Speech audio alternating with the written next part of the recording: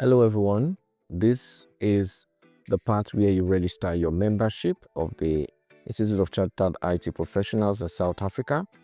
By this time you have already created your ID, that is your ICITP ID from the Pearson View link. The video is attached already. So click on this link, which takes you to the point where you're going to create a profile. Creating the profile is very important because it means now that your membership, your certifications can easily be verified on the ICITP website.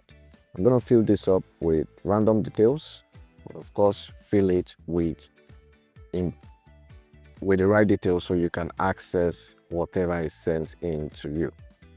You're going to put in your ID number, which you've gotten previously. If you do not have your ID number right now, go to the other video where your ID number was being created. So I'm going to put some random numbers and of course select Nigeria and put in your number. Now this is a random number, of course, and then proceed. We go into the next. Oh, of course you have to click create profile and then next. Before I go next, I would like to change this to an email I can access at this point in time. Please read through the terms. There are not many. You just have to go through it, accept the terms, and next. Now your profile has been created. You will receive an email.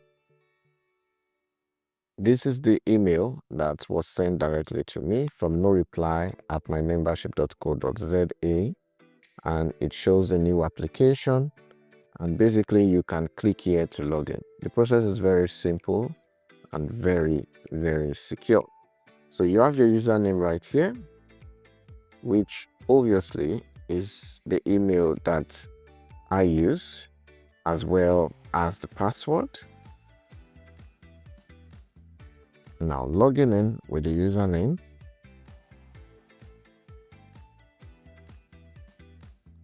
and the password will take you directly to your profile. Now you're in your profile. All you need to go ahead to do is update your profile. So you have update now there. You're going to put in the professional number, put in your details, your ID number. All of these are editable. Go ahead and fill up the details. Now, important for you to fill up these details because this is what we show when someone scans your certificates. So put in your date of birth, put in your middle name, select your gender, put in a nice picture that is less than 5 MB. You can obviously change passwords here and fill up every other thing that is needed. I hope at this point you've already understood the process. It's very simple and straightforward.